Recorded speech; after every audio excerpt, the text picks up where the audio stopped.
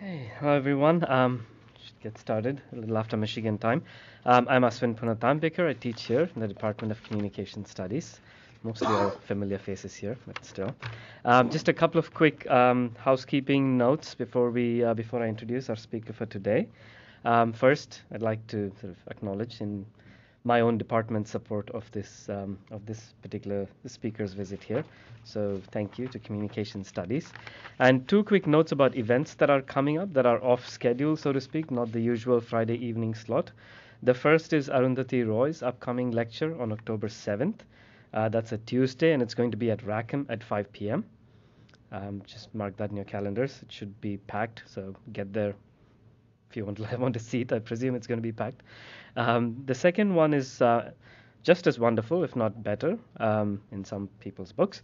Daisy Rockwell is on October 24th, and that's on a Tuesday as well, or a Friday. Oh, it's Friday, but that'll be at noon in the Department of Comparative Literature, which is in Tisch Hall. Just make a note in your calendars. And now, without further ado, introduce our speaker for today is Professor Arvind Rajagopal from NYU's Department of Media, Culture and Communication. He's a sociologist, but a long-time interest in the intersections of sociology, cultural history, and media and communications theory. And his work has always explored the intersections of publicity and political aesthetics as seen from the global south, particularly from a South Asian perspective, even though his work and his archival work ranges across South Asia, South Asian diaspora, the United Kingdom, and the United States as well, as we'll see in parts of today's talk. And he's most sort of well known for his book Politics After Television: Hindu Nationalism and the Reshaping of the Public in India from 2001, which won several awards, including the Ananda Kentish Kumaraswamy Prize from the Association of Asian Studies in 2003. And he's followed that up with numerous other publications, including a wonderful edited collection called The Indian Public Sphere, and several articles that are leading towards a book that we'll hear a little bit about from today. Some of these articles include the emergency and the new Indian middle class, on the special political zones following anti-Muslim violence in Gujarat, and a really interesting paper on advertising called State Ventriloquism. And in today's talk, he's going to sort of tie some of these threads together for us and talk about political culture of post-independence India. And I could go on in this vein about all the fellowships and the visiting professorships and his globe-trotting, jet-setting life that he has. But really, I mean, I suppose the best way to capture who his work and his legacy and his influence in South Asian media studies is really that he belongs to one of the first generations of media scholars from South Asia, who set the tone for a field that is still struggling to figure out what it means to truly internationalize and go global. This is media and communication studies. So several people, including myself, are indebted to the work that Arvind did and opened up entire spaces of inquiry that we're still sort of following in those paths. So please join me in welcoming Arvind Rajagopal. Thank you very much, Ashwin, and thank you, Farina and Will, for enabling this visit. This is very much a work in progress, and so I assure you, I'm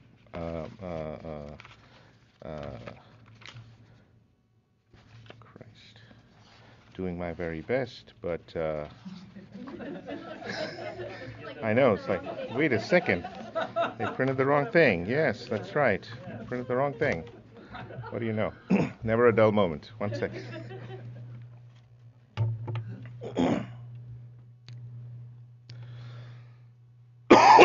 Just a sec, it'll come up. I guess I can read from here. Yeah, it's fine. But just shocking. Can't get good help these days.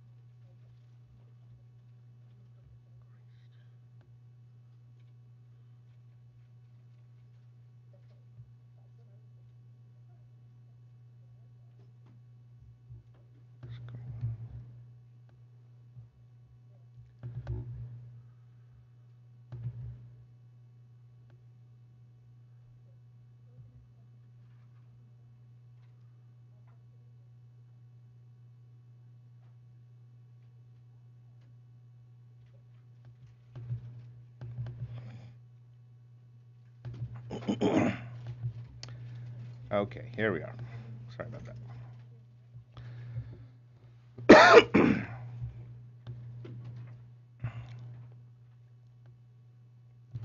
Okay.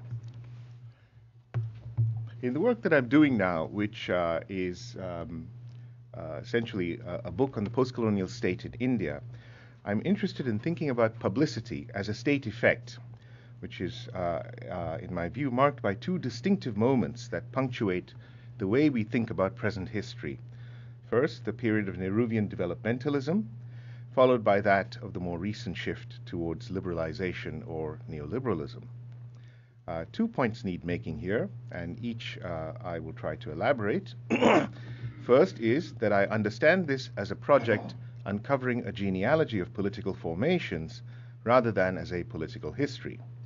So if political history tries to create explanation by thinking about telos, development, causation, a genealogy attempts to get underneath those processes, to think of the possibilities within the social formations themselves that can produce unexpected outcomes.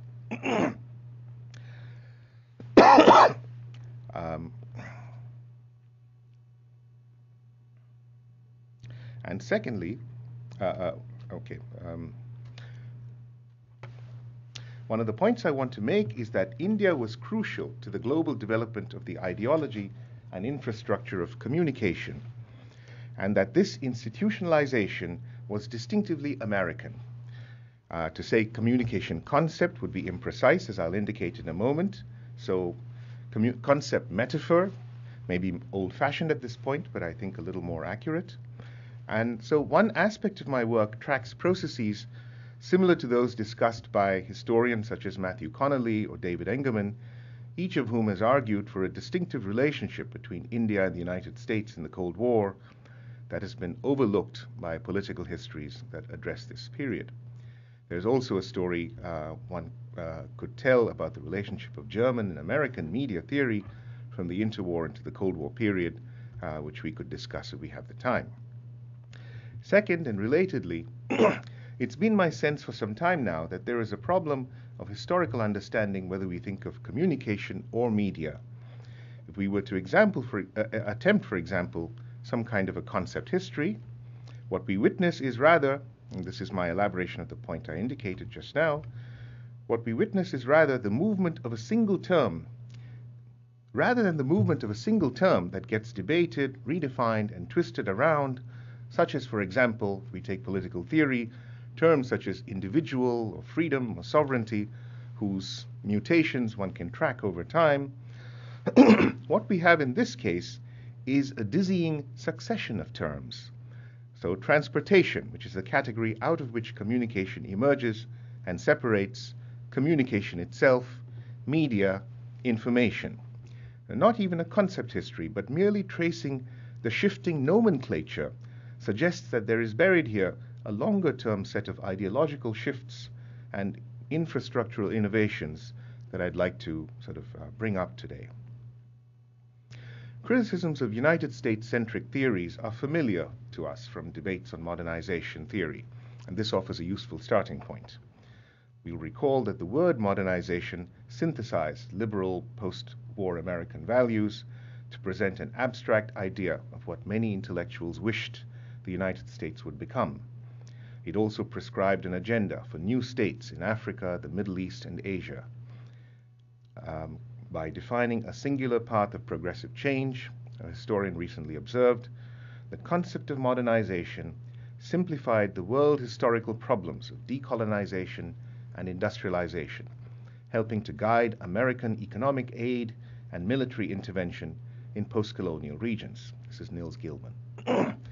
Modernization expressed anxiety about the United States' place in the Cold War era, as well as confidence that with economic growth and technical expertise, communist influence could be overcome, drawing the world's countries toward the US model instead. If scholars assumed that communication as both technology and as principle had worldwide application, modernization theory was both matrix and motor of those assumptions. Now, modernization theory launched the academic analysis of communication as a global object of research, with the work of Harold Lasswell, Daniel Lerner, Ithiel de Sola-Poole, many others. Communication was seen as indispensable to modernization. Daniel Lerner, for example, pointed out that Europeanization had meant the promotion of class media directed at educated populations. But modernization, by contrast, uses mass media. So Middle Easterners, for example, might reject the label, quote, made in USA, while accepting, Lerner said, the modern package. Indeed, at times it seemed as if media represented the culmination of modernity. And I quote Wilbur Schramm here, the world had been trembling on the verge of mass media for centuries. This is the publication is 1977, but I think it comes from earlier. By the end of the Cold War, modernization theory had succumbed to its critics. Today it has few overt defenders in the academy. Many of the ideas it helped launch remain in orbit, however, embedded in objects that appear immune to criticism. Media are one such class of objects.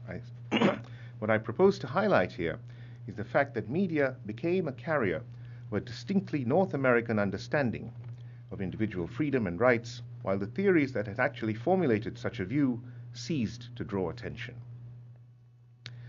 As we address questions of media and communication and ponder over their abrupt emergence as seemingly brand new objects of inquiry, it is worth recalling that there is a much older debate into which closely related issues have been folded. That is the debate of ends versus means. Philosophy has traditionally focused on questions of ends, attempting to understand what kinds of social and institutional structures could best accommodate and enable a given set of norms and values, which are regarded as the ultimate aims worth striving for. But increasingly, from the 18th century onward certainly, the question of how such aims are to be arrived at has preoccupied thinkers. And in the philosophically influential Neo-Kantian tradition, within which the debate has been defined in these terms, the focus on ends has often restricted the treatment of questions of means to policy or institutional initiatives that can further the desired outcomes, thereby abstracting from a consideration of issues of power and history, and narrowing the scope of the idea of means. In the process, I suggest failing to grasp the extent to which the terms require each other, thinking here mainly about Habermas, but it would apply, I guess, to John Rawls as well and others. The period after World War II was crucial to the worldwide propagation of the media and communication, or the use of media as a developmental project, informing foreign aid programs and policy in the United States. Unlike cognate terms such as modernization or freedom, communication could be converted from an idea into a set of objects, techniques, and institutional agenda. Specifically, in many places outside Western Europe, where extensive economic and military aid was not always feasible, the US advocated the adoption of mass communication technologies as a way of containing communist influence and promoting liberalism. This was part of a broader post-war transformation of global power, away from overt rule to regulation based on forms of expert knowledge that could also rely on market instruments, whose implications remain to be understood. Communication was integral to this transformation as idea and practice. Implicitly, communication was imagined as the invisible infrastructure of a liberal order, one that increased the weight of individual participation while ensuring that collective identities, whether of religion or of communism, could be contained by the state. It was this techno-social aspect of communication, in fact, that rendered it paradigmatic of American soft power, so-called, and influenced, I suggest, the astonishing uptake of Marshall McLuhan's Delphic phrase, "The medium is the message," a phrase he used in passing in a discussion of Cubist art, but that became a way of both announcing and dissuading from the power of this newly discovered entity, a way that was characteristically liberal. Innovations with a liberal intent all too often fall short of expectations, we know. Most states, in fact, preferred to control mass communications, subjecting their societies to a combination of foreign entertainment and domestic programming. The most desired outcomes were in fact less about liberalism and more about ensuring political stability. The US itself did not regard such policies as hostile to its interests, provided US aid and media imports were allowed, and communism was indeed curtailed. If the US imagined communication as a proxy for liberalism, non-Western states treated it as a tool of governance that they could deploy as they saw fit. Communication, for all of its theoretical openness, devolved in its institutional and policy manifestations as a proxy for non-communist state power. In this context, collective identities that mobilized individualized modes of participation could bypass existing forms of surveillance. It was in this form that religious political mobilization gained ground, to the surprise of scholars and policymakers who focused mainly on communism's defeat. In short, the unexamined outcome of Cold War communications has produced, among other things, religious counter-reaction and has underscored the importance of identitarian projects with global implications. James Carey and Paul Starr have in very different ways argued that the historical experience of the United States in fact provides a unique staging ground for communication as both institution and ideology.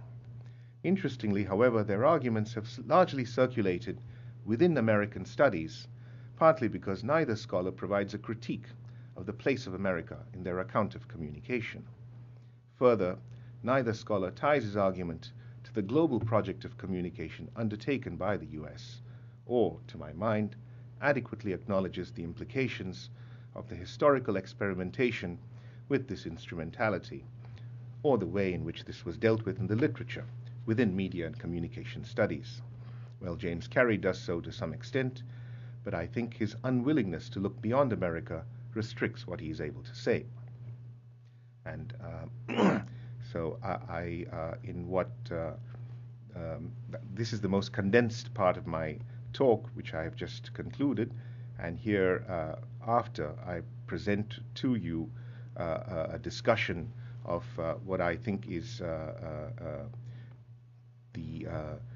the way in which communication as a concept can be understood in very, very brief outline in the United States context and how it moves to the Indian context.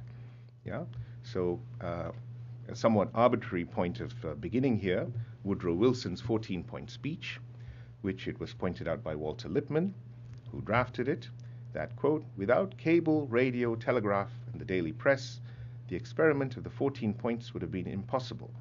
And Lippmann proceeded, it was an attempt to exploit the modern machinery of communication to start the return to a common consciousness throughout the world, close quotes.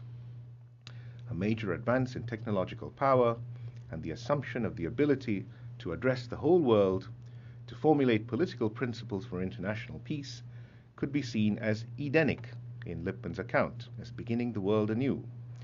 This is, of course, a characteristic of Enlightenment thought, of clearing the deck and positing a new beginning, one that we see from Rousseau and Locke onwards. In the context of the US, however, this idealization of communication had a peculiar resonance. It corresponded to the founders' argument that the American Revolution had initiated a republic united by shared political principles in a new world. The old world struggle against the clergy and against the forces of tradition was resolved in this context by asserting not secularism, but the freedom of worship, we may recall.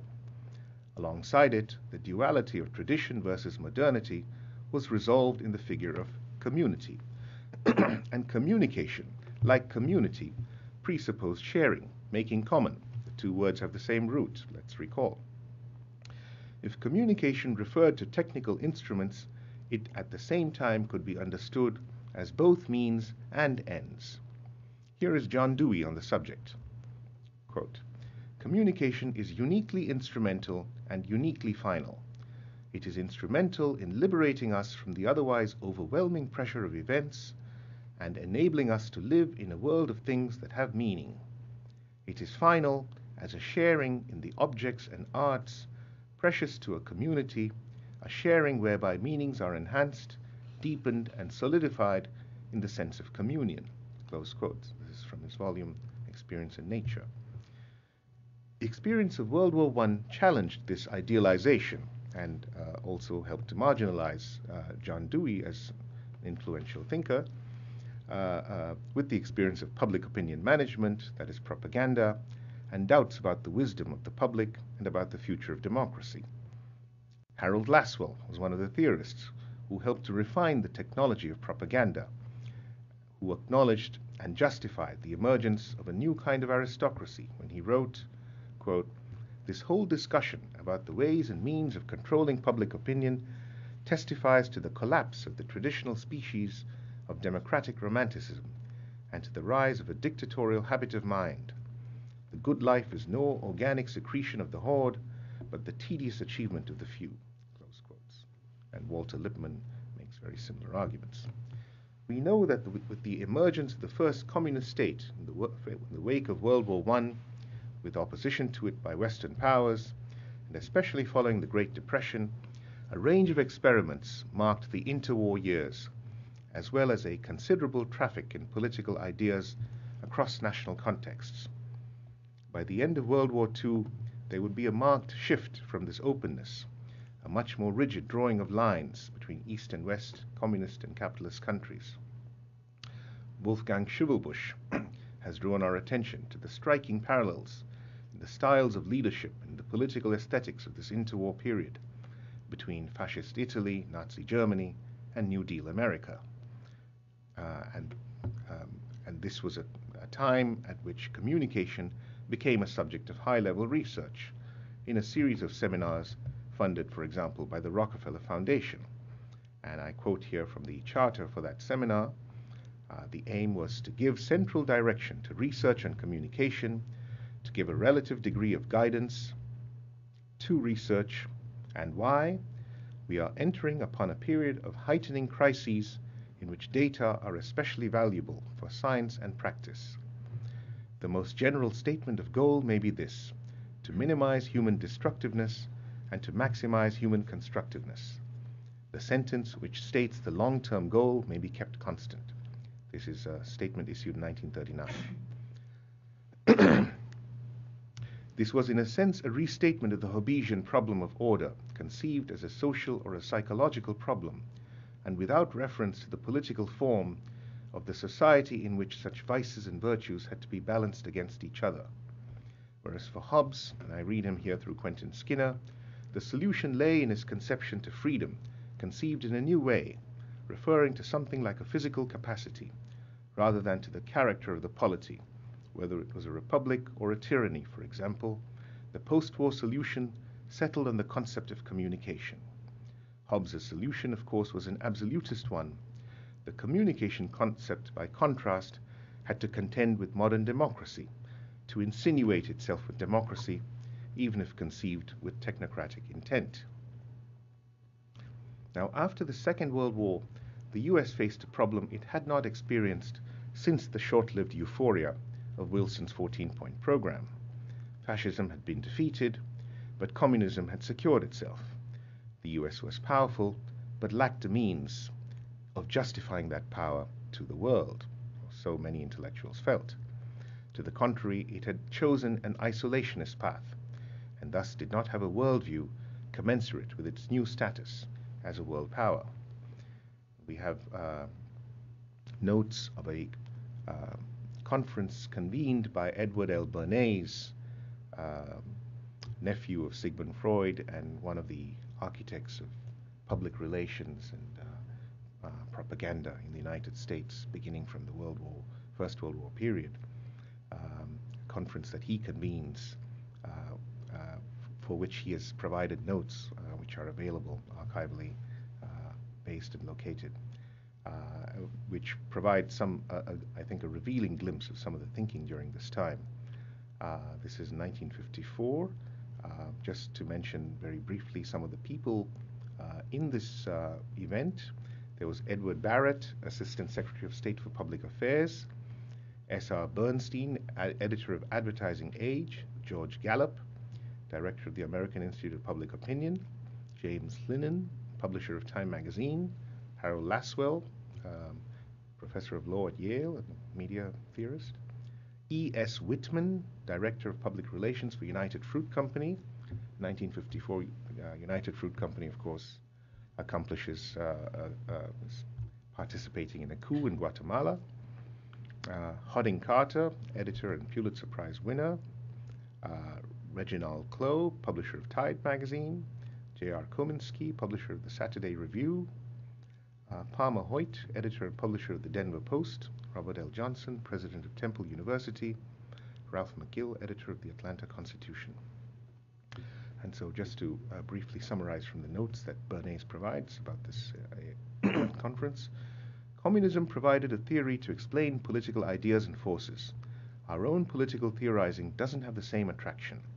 We need to compete in this market. But how to abstract key themes from the whole flow of American life? How to counter the easy attractiveness of communist theory? The participants acknowledged there were problems with the U.S., although these were referred to, I'm editorializing as I summarize here, these were referred to as problems of image.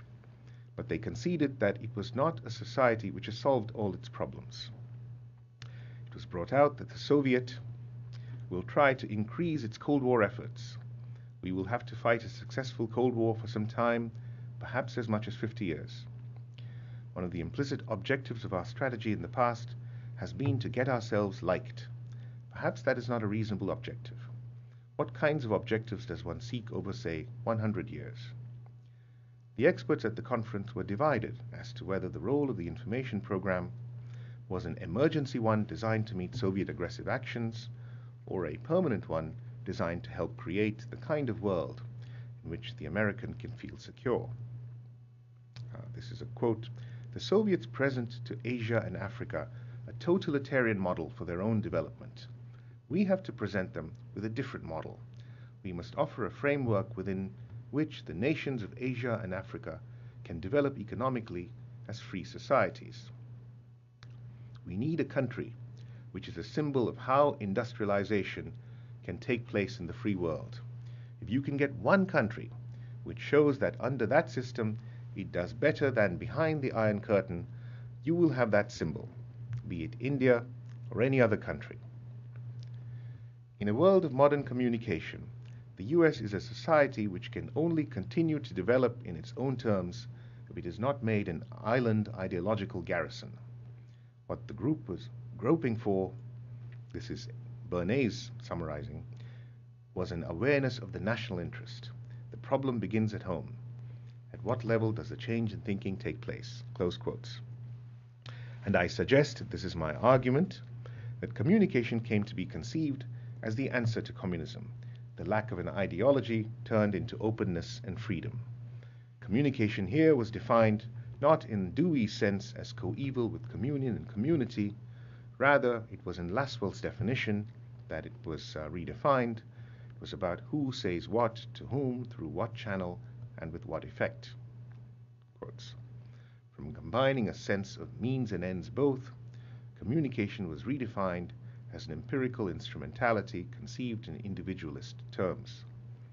We can see a glimpse of the way the term was wielded in the following exchange in 1959 between Vice President Richard Nixon and Nikita Khrushchev, Secretary of the Communist Party, on his visit to the United States. It's a very short clip, and here goes. I'll show it to you and then discuss it.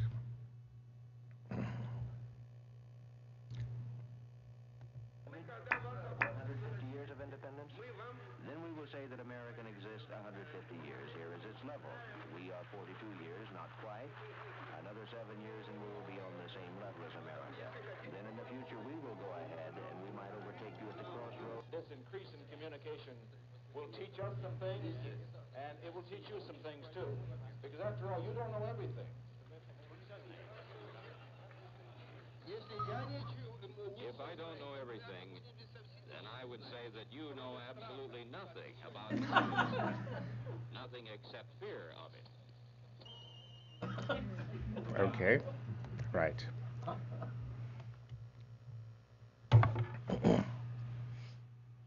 Thank you.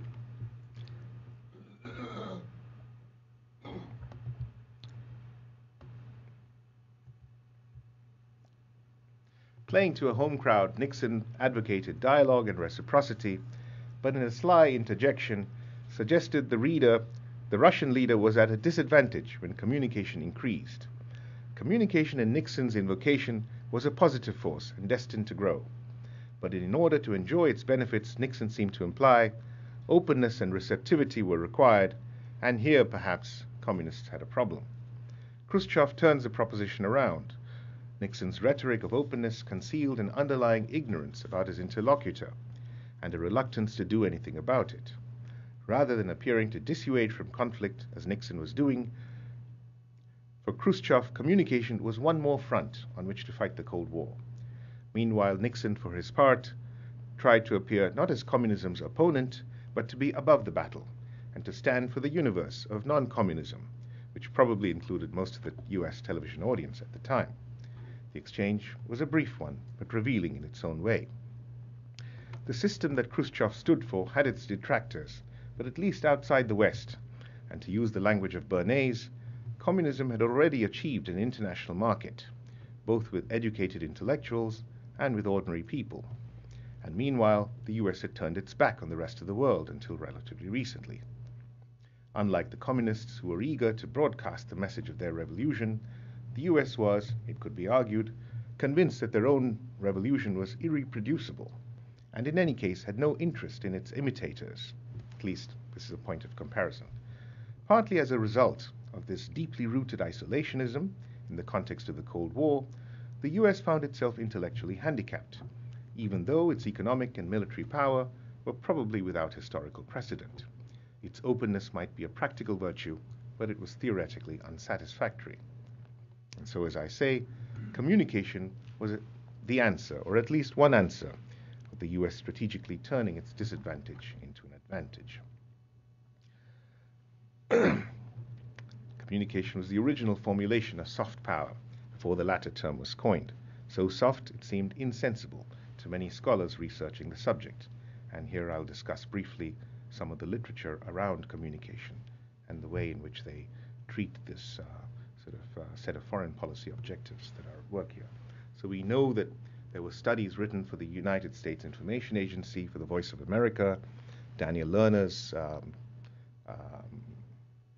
Passing of Traditional Society, which was undertaken for the Voice of America, for example, Wilbur Schramm, a series of studies that he undertook. We have Wilbur Schramm formulating some of the most pithy and concise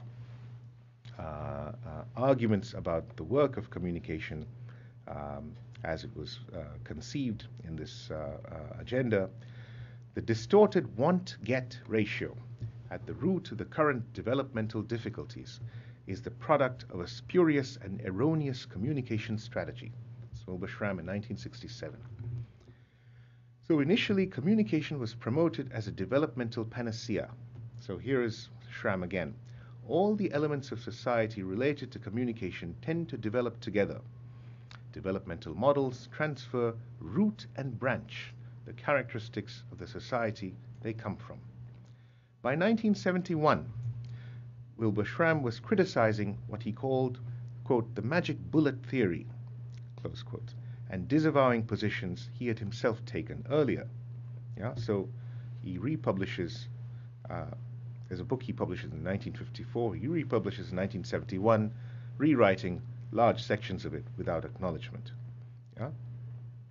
It's generally agreed that the consensus in studies in the field, media and communication studies, shifted from a conception of strong effects to one of limited or no effects. That's the way in which the scholarship has tended to describe the movement of consensus in this literature. It's not been noticed that some of the same scholars not only enacted this move, but denounced their old position without acknowledging that they had earlier taken it. It's been suggested by some scholars, like James Carey, that this movement in the consensus reflected on a basic model which was that of the business cycles model, that powerful effects attributed to communication during the Depression and the entrance into the war led to a model of strong effects, whereas James Carey says the normalcy of the 50s and 60s led to a limited effects model. And in the 60s, war and inflation and political discord led to questioning the limited effects model. Again, James Carey. In my view, this doesn't take adequate account of the Cold War context, what one writer has called the fat and frightened 50s, when there was an unprecedented attempt in the US to align national politics and culture, when the demands of conformism placed on all branches of the media industry were high. It's also significant that while the historical context of this debate is always implicitly the United States, the theory of media effects is accorded a global reach. It also ignores the fact that while limited effects allayed the extraordinary expansion of media reach and power at home, its promotion abroad continued fairly unabated as a means of promoting non-communist development.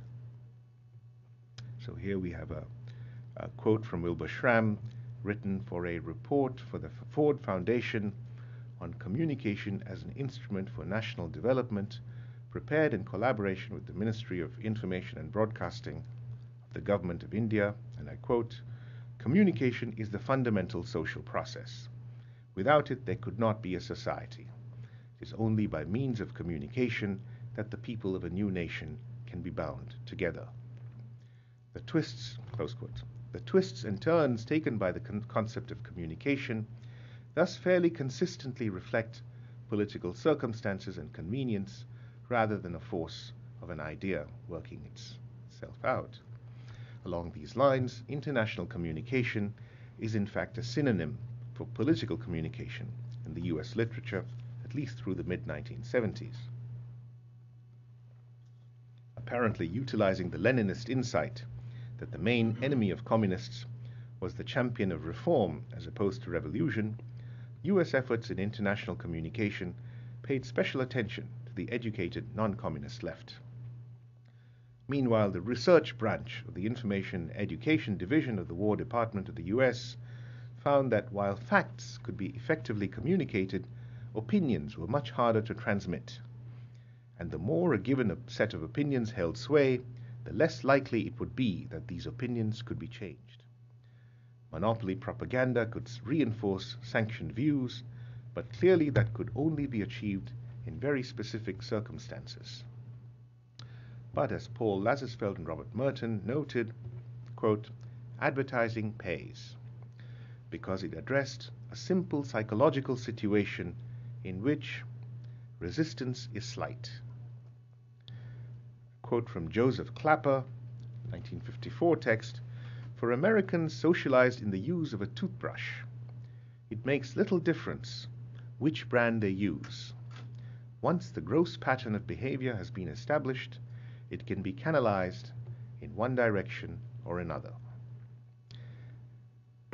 Advertising was a form of communication in which commercial messages, motivated by private interests, gained public visibility and eventually gained the ability to represent the public itself, I suggest. The US provided the privileged historical context where this could occur without significant resistance, a nascent republic that relied on extensive state support for the media. These are arguments that have been made by, as I said, Paul Starr, James Carey, which I'm sort of extending here. The senior Indian political leader, who was undoubtedly the most effective communicator of her generation, also, dare I say, the most under-theorized, Indira Gandhi, was someone who unquestionably built the media infrastructure and gave it her stamp, but was able to elude the spontaneous censorship of privately owned media and build her own rapport with her constituents. Mrs. Gandhi gave a press conference within a few hours of assuming her first portfolio, which was Information and Broadcasting, in early 1965. And it was she, to recall, who proceeded to authorize both the entry of commercial programs on All India Radio and sanctioned the introduction of national television, first through the satellite instructional television experiment and later nationwide programming beginning with the Asian Games in 1982. And the first press conference she gave, which, as I say, a few hours within assuming her portfolio, she makes a statement that the media needed to be used by the government to provide the people with a richer and fuller life, and also to maintain a personal contact between the government and the people. Yeah.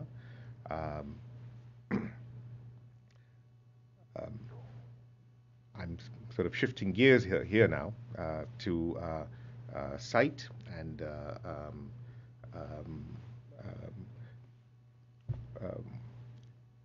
the Secretary of the Ministry of Information and Broadcasting, responsible for the most intensive phase of television's expansion, including sight, was S.S. Gill, whom I had the privilege of meeting several times. He remarked to me in one of the interviews that media influence only affected small decisions, such as what toothpaste to buy. Yeah? It was S.S. Gill who took the credit, as it were, for authorizing the broadcast of the Ramayana serial, Mahabharat serial, on Doordarshan. He made an argument in an op-ed in the Indian Express that these were classics and part of national culture, could not be viewed as sectarian. So here I'm sort of shifting gears into sight. Television was introduced in India as part of the US's international communication program via satellites. It began with this satellite instructional television experiment, which was mooted in the late 1960s through an agreement between NASA, National Aeronautic and Space Administration in the US, India's Department of Atomic Energy, the Indian Space Research Organization, with the physicist industrialist Vikram Sarabhai as a key intermediary. And the statement read out to the American Congress in 1969 stated some of the aspects of this agreement, and I quote, "This joint TV experiment will provide a first large-scale test of instructional television to demonstrate the potential value of satellite technology in the rapid development of effective mass communication in developing countries.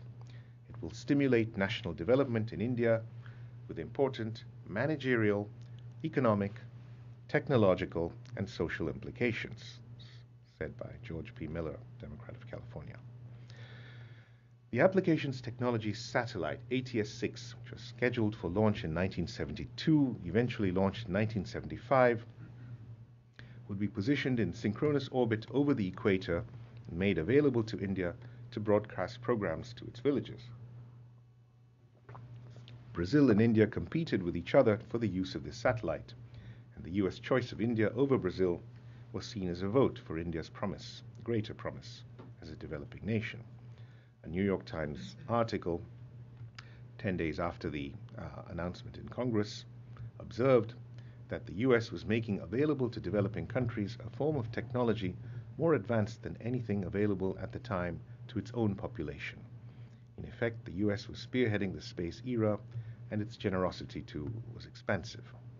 The article went on to note, in India, the idea of satellites for education was well received. One UN official was quoted in saying, "In India, the word education is as holy as the cow," close quotes.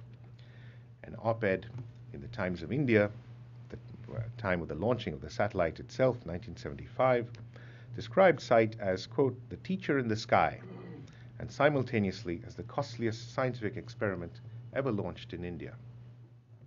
Against this multifaceted exercise and rhetorical extravagance, it was not mentioned that the satellites developed in MIT's Lincoln labs, which were top-secret military weapons labs, through a collaboration between US and Indian scientists, demonstrations at MIT, led by Noam Chomsky and others, were ongoing, even while Vikram Sarabhai was carrying on his discussions with MIT. No hint of any of this appeared in the Indian press. The first mention of the project was actually in Parliament, in response to a question, VP Singh actually, asking about the criteria for evaluation of the site experiment, to which I.K. Gujral replied, I think incorrectly, that there were criteria for the pre-test, and if there are, we still don't know them. Of course, both of them are now no more with us. The Indian delegate to the UNESCO Conference on Space Communication, B.K. Narayanamenan, who was the Director General of All India Radio, said at the time in his Patel Memorial Lecture given over the radio about sight, he speaks about it in biblical terms. I quote, "The legend of the Tower of Babel has an uncanny relevance for our times. Higher than the wildest dreams of its builders, 22,000 miles above the earth, we may regain what was once lost when the Lord said, 'Behold, they are one people, and they have all one language, and nothing they propose to do will now be impossible to them.'" 1975 lecture. Launching it during the national emergency, Prime Minister Indira Gandhi noted, quote, "This is the first time, in spite of distances, you can not only hear my voice, you can also see me," addressing the people through the new channel, Indian people through the new channel. The Times of India noted, this is Dilip Padgaonkar, "This was the first time that a non-communist developing country made huge public investments in a communications experiment." They also quote Arthur C. Clarke, whose idea it was, of course, to have satellite communication, sort of theorized what was going on here, described it as the greatest communications experiment in history. SITE, in fact, has had a peculiar fate. It was billed as a major event, but subsequently treated as a non-event by scholars and the educated public in general. One historian of South Asia explained to me why, in his view, it was not worthwhile examining SITE. Nothing happened, he said. SITE was an experiment in satellite broadcast and reception. It achieved what it set out to achieve, creating low-cost chicken mesh antennas that could be domestically produced and maintained locally, and also manufacturing television sets indigenously, though the latter initially cost more than their counterparts abroad. Villagers looked forward, however, not to the educational programs, which were typically made hastily and inexpertly, but to what one villager called silema, to the entertainment, in fact, not the education.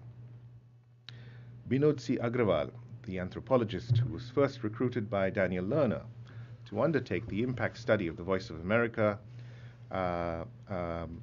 and was later recruited by Wilbur Schramm to undertake the impact study on SITE, had the opportunity to speak to him, and he remarked, here drawing the next section on the interview with him, to say that SITE is underanalyzed is a big understatement.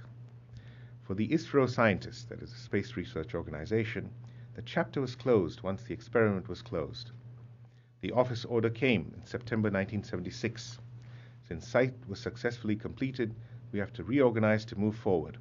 All groups were disbanded, including us. He was in charge of the impact study. Within 1 year's time, everything was gone. Meanwhile, Doordarshan became very powerful. The expansion was so fast that ISRO, space research, was left behind. Doordarshan said, "We don't need ISRO. We don't need further experimentation." And Doordarshan being a most visible wing of government propaganda, the political leaders felt it should be promoted, that it would happen smoothly. Agrawal also pointed out something interesting, that India had no rule prohibiting agencies located in other countries to transmit signals into Indian territory. And this is precisely what began to happen with Rupert Murdoch's Star TV. And here, what is interesting and relevant is that ISRO's invention for SITE, which was the ruggedized 10-foot antenna satellite signal reception dish, ISRO provided free copyright to that. And first, a company called Sham Telecom takes it up, and now it's all over. And this is a means by which satellite television begins to spread a little bit later, but the means are provided beginning at this time. Agrawal also reflected on the fact that he insisted that wherever SITE was utilized, signs of gain existed, and that the instrument used for agriculture was not sensitive to catch the improvements resulting from the broadcasts. They could only be seen, he said, in the anthropological study. But in India, almost every social scientist did not take any interest. Those who were against the satellite, they all said, nothing happened. Yeah, like my friend. The general impression people got across India was, indeed, that nothing happened. And Agrawal said the level of cynicism was very high. At the same time, he acknowledged suspicion about its sponsors. And I quote, "My gut feeling at the time was that America was trying to sell communication in the pretext that it will help development."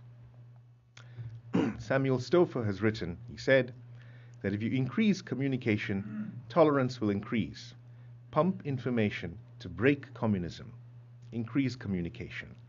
I've not been able to find this quote rummaging through Stouffer's work, but this is Agrawal's reading, I guess. And he points out, under what conditions television will contribute to development, that was a question nobody asked. Yeah? Agrawal remembered Wilbur Schramm, a very open-hearted and positive man, but his models, they were a little simple. Big media, small media, that kind of thing. Not much complexity. Wilbur Schramm, for his part, remarked in a confidential memo to the US funder of the research about what he perceived as the academic climate he observed amongst Indian social scientists, each providing criticisms of the other privately in Schramm's office and praising himself or herself. He also remarks, no social scientist of sufficient stature in India would accept merely a 3-year appointment, and therefore they had to hire Binod Agrawal, who was a fresh PhD, and 3 others, and that the entire operation was run by physicists and engineers, and that the whole top command was innocent of social research. The late physicist Pramod Kale, incidentally father of the historian Madhavi Kale, who worked in the Space Research Organization and was deputed to work with SITE, has criticized the program for its inattention to software, as well as to the institutional constraints of the public sector in which broadcasting was planned for. The emphasis, he wrote, seemed to be, and I quote here, on selling attractively packaged information with the help of modern technology and equipment, handled on the basis of advertising practices and models of dubious validity, close quotes. And he proceeded to say, those working on site did not seem to distinguish between developmentalism and advertising. I'll conclude. And there's some images I'd like to show you at the end of it, but let me read out the conclusion. It's about a page. Today, the celebration of communication in the 1950s and 60s is an embarrassment to most academics. An inflationary bubble resulting from Cold War-era government spending that burst once its connection to US psychological warfare and covert operations was revealed, acknowledging the now forgotten euphoria around the globalization of communication, explains why mass communication was viewed as a seed of mass democracy and exported accordingly by the US in the post-Cold War period. It also highlights the transnational dynamics involved in the growth of non-Western democracies, where state-sponsored media systems often drew on vital links with foundations and academic experts in the US.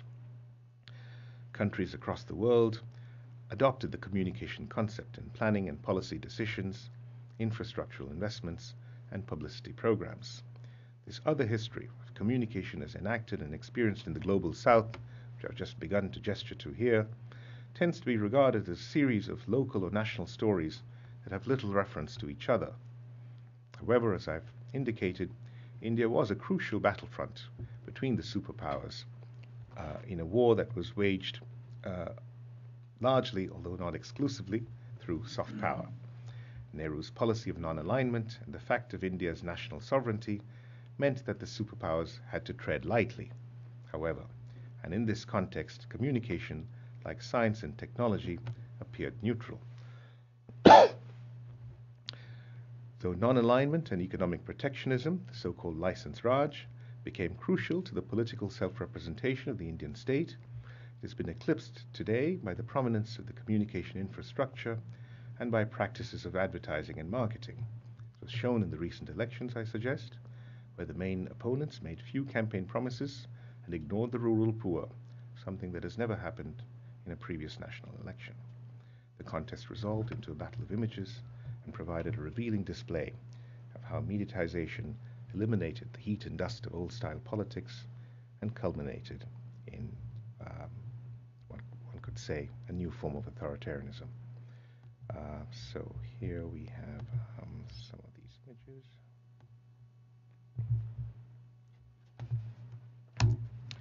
So this is the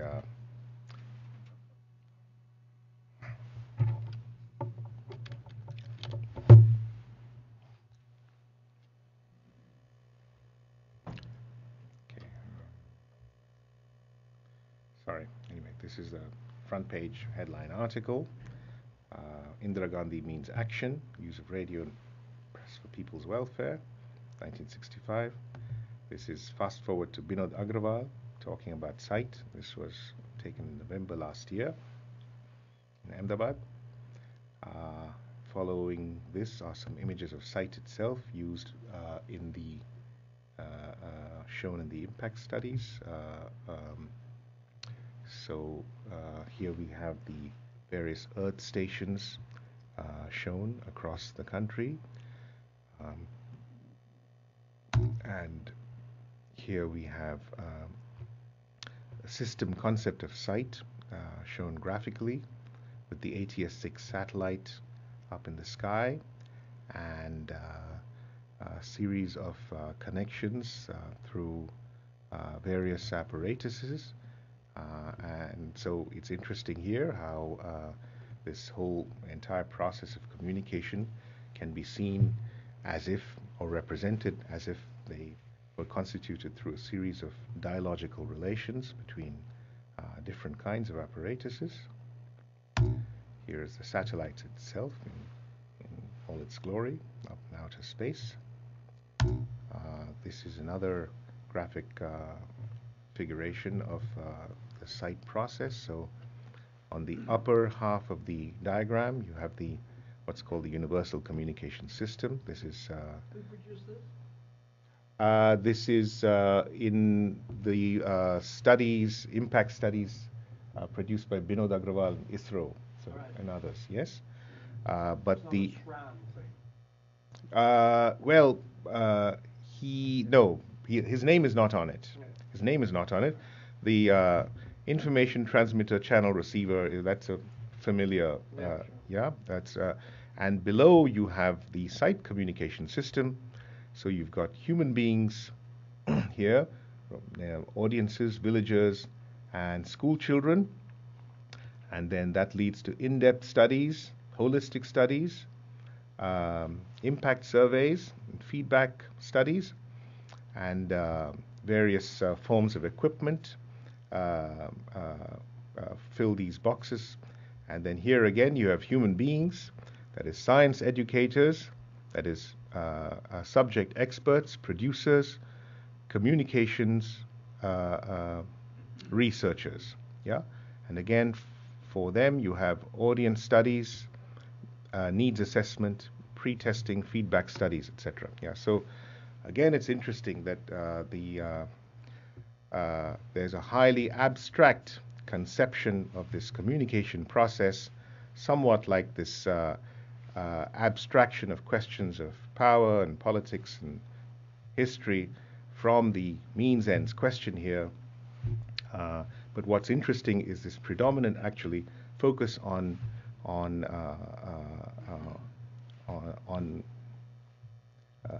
equipments that stand for means, but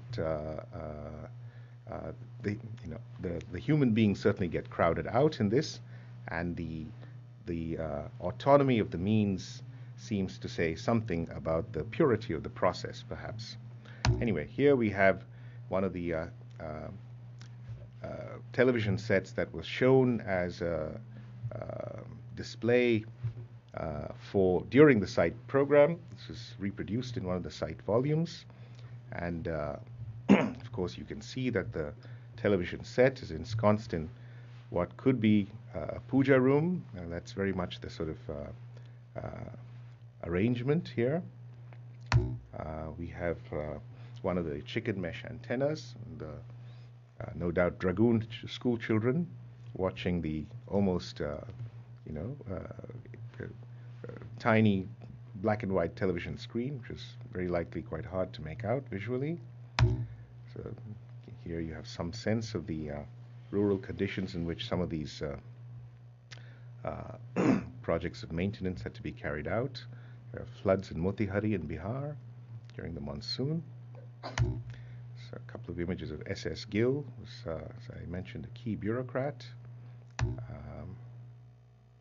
Now here, what follows here are a few images from the emergency, which I suggest was a high point of the attempt to use government media for this purpose of development, to use communication as a means of reinvigorating the nation. Of course, family planning was a key aspect of that program. Here we have Indira Gandhi saying, "We are determined to implement this program with all the means at our command." Advertisements produced by the Department of Audiovisual Publicity, also called Advertising and Publicity. That's another story. Be Indian, buy Indian, another message that was coined and circulated during the emergency. Let's focus on kind of Swadeshi, economic revitalization, but adequate forms of communication at the same time to reflect that economic emphasis. And the last two slides are consumer advertisements, which reflect some of the government propaganda, and they're a whole story unto themselves. But I'm going to conclude with them. This is the Maintenance of Internal Security Act, MISA, one of the more notorious pieces of legislation during the emergency, used to jail dissidents, which gets reflected in this consumer advertisement. Now, of course, the emergency was a time of censorship and prohibition of dissent, really. But you had these billboards with consumer advertisements that would be shown in prominent public places with impunity. But we can also ask to what extent this is actually a criticism, whether the reflection is also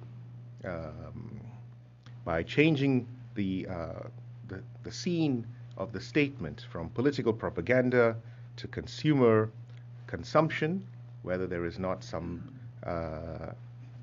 shift in the signification that's involved.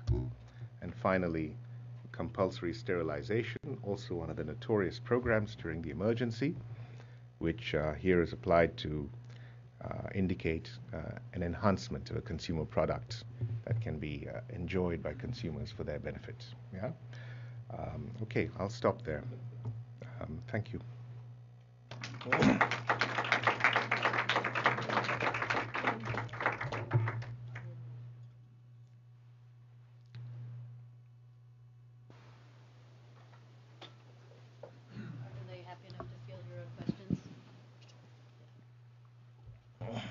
Yeah, Leela. Thanks for the interesting talk. I wanted to know if you had looked at the Soviet model of communication and whether there was a competing model and whether that was kind of competing within the Indian state, or was it really just a U.S. version of communication? That's actually a very interesting question. It's clear that the idealization of communication was very influenced by the American model, but it's not clear that the Soviet model was absent in terms of the actual relationship of government to its propaganda. That's an interesting question. I've not thought about it in that way, but certainly what you're saying reflects accurately a certain union between political party and communication, which was reminiscent of Soviet-style communication. I think you're capturing that quite accurately. That is interesting, and one could say that it's reflected in some of the emergency propaganda that I'm showing you. Yeah, nice question. Thank you. Yeah, Ashwin. Sort of what I remember from even into the late 70s and early 80s, Soviet-style communication, if not in the broadcasting arena, certain in terms of the mobile and lending libraries, the entire book fair circuit was dominated by Sure. all sorts of publishers from the USSR, ranging from children's books to very niche women's focused Yes. magazines, all that. So Sure. I'd be curious to hear that. But more generally, I'm wondering, is it more of so into the mid 60s perhaps?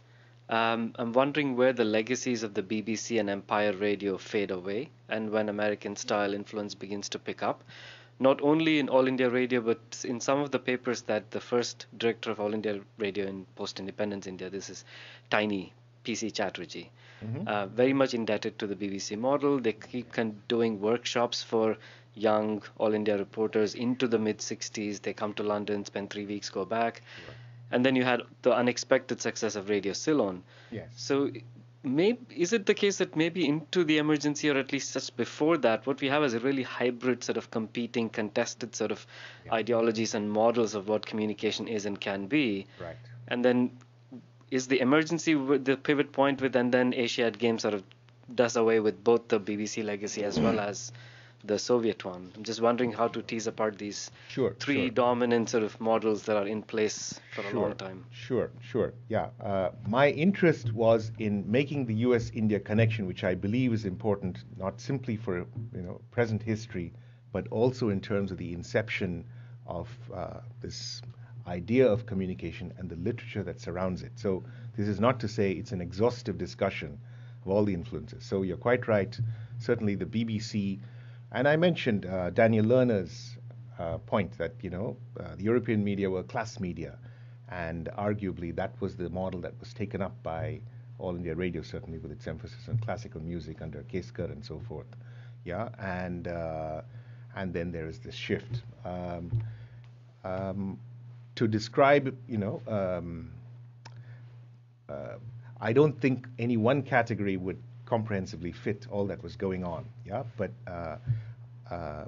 I think it's important here to see that, firstly, to draw a connection between the developmentalist phase and the post-developmentalist phase, and to say that there are threads that are linking, that connect these two phases, which tend to get lost. And secondly, to say that, this most global of technologies, communication technology, has produced the most parochial academic work, and we have to ask why that is.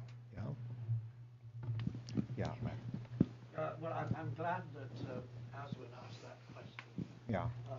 About the BBC. I was slightly embarrassed to myself. But I was very fascinated by your reconstruction of the whole thing about sight. Yeah. I produced an issue of Media, Culture and Society in, I think, 1979 on media and communication in India. And it was all about two things. It was about sight. Yes. And it was about what sounded to me, I'm trying very hard to remember because it was a very long time ago, that the sort of the rebirth of Doordarshan, particularly in relation to the beginning of an, in quotes, national popular television service, with the extraordinary impact of the broadcasting of the Ramayana. Right. And I remember that one of the articles we published was by, I think, the first audience research officer. Saroj Malik, yes. Yeah. Yeah. And she wrote a piece for us. Yes. About two things, and this is what my question is. I thought that sight was a combination of NASA's providing infrastructure, plus American developmental theory, developmental communication. Yeah. What I didn't quite understand was how that related to the content that was being produced and provided. Right. And Yes. that I assumed was Doordarshan. And Yes, very much. Yeah. Yeah. So how did those three things fit together? In other words, I suppose what I find myself wondering, was sight something that was wished upon Doordarshan? by government.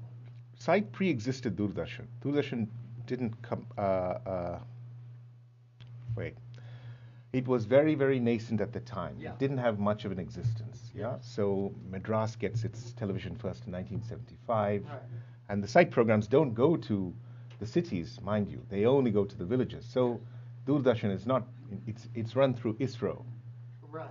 So but when site is wound up, Doordarshan takes over all of the apparatus that ISRO was running previously. Right. So there was a disjuncture. The entire interest was on hardware, and the software was actually not a major focus. And so that's part of the poignancy Yes. of all of this discussion of the impact studies. But Doordarshan had to produce the programs for farmers about how to operate their crops. Krishi Darshan and so forth were produced, yes. You also had directors like Shyam Benegal who were making short clips teaching villagers how to tell cinematically what was up and what was down and what was left and what was right. So there was a sense that you had to create a cinematic language or a television language for those who simply didn't have it, who had no way of reading what was on the screen, which is probably correct. And so you had many people involved. It's just very hard to find that, to find the archive of what was being transmitted at the time. Yeah, sure. Yeah. Yes. That was a terrific talk. Thanks. Yeah. A couple questions, both having to do with differences between the U.S. and India and how those were conceptualized. The first, I wondered about you alluded to a number of times of propaganda versus communication, and when communication was propaganda.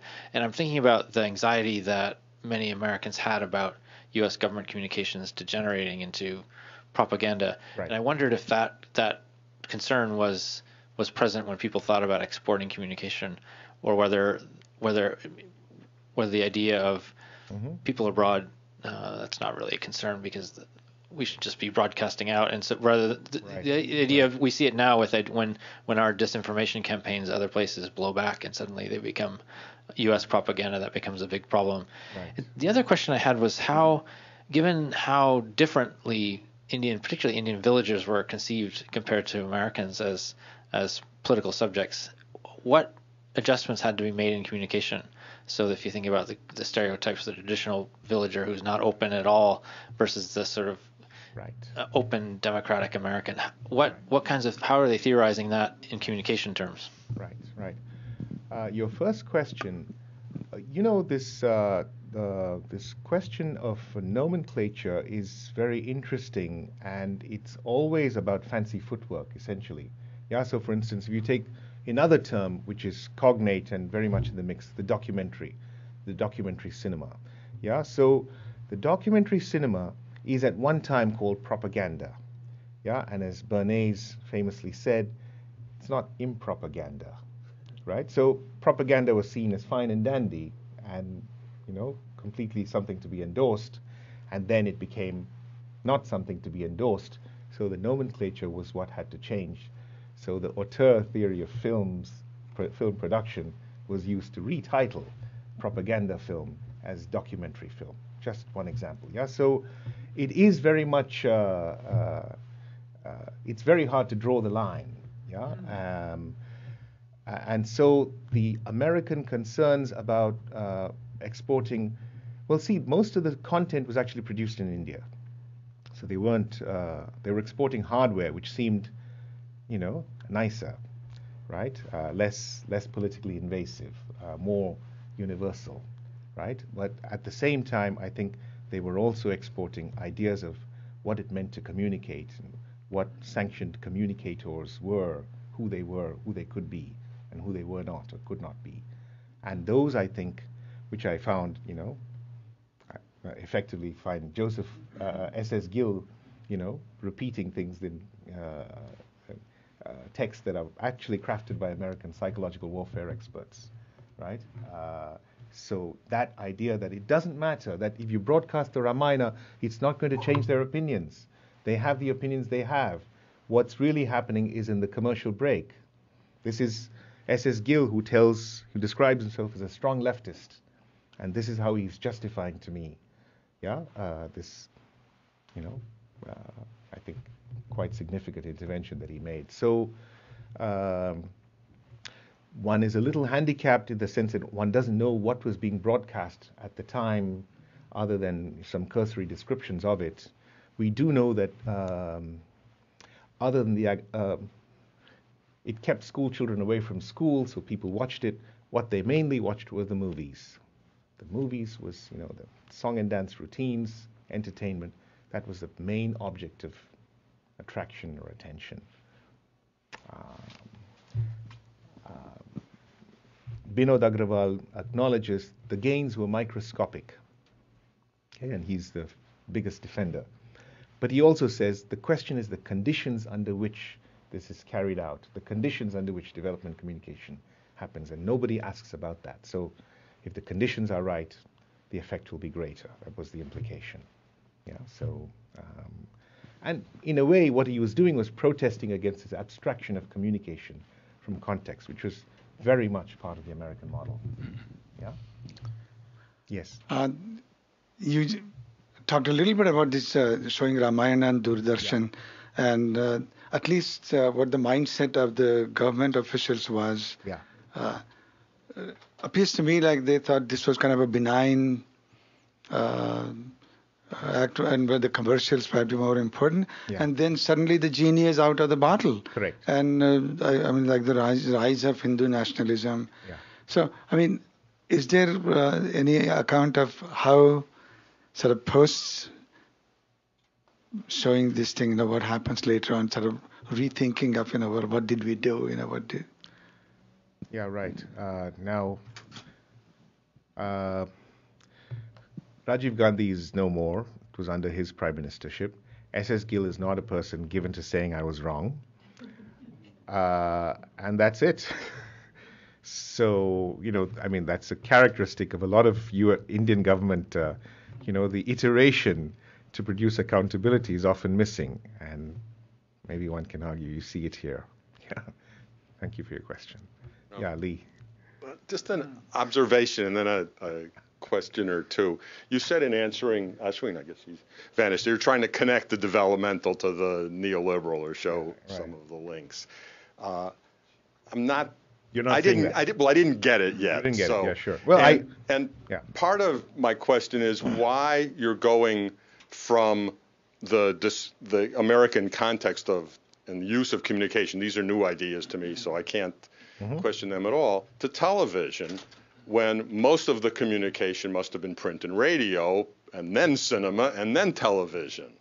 And I mean, I don't know if Leela's still around. I mean, the difference. I mean, here's an instance which seems to contradict the application of what you were saying when you're going from class culture to mass culture. Well, it was the Americans that produced a monthly propaganda magazine in English and then eventually in Hindi, Span. The Soviets produced a monthly propaganda magazine in every one of the vernaculars and marketed it aggressively, I mean, through their bookstores and everything else. So, this is just, I mean, and I, and the posters, I mean, there was much greater presence of Soviet media in India in the 1970s than there was of American. Right. And so I'm wondering, and looking at what it's in, what is in print and what is on the radio would show that. So I'm wondering about their omissions and just because it seems you're leaping the television when you say you want to make a connection. Sure. Yeah.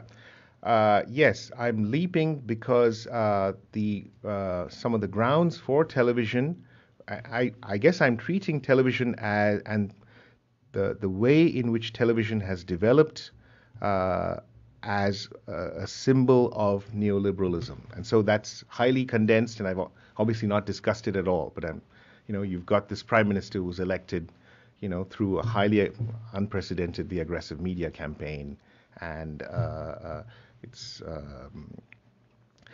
so that is laid. The foundation for that is laid in the developmental period. Yeah. So I have to, obviously. There are dots that I can connect. I'm connecting these dots. Yeah.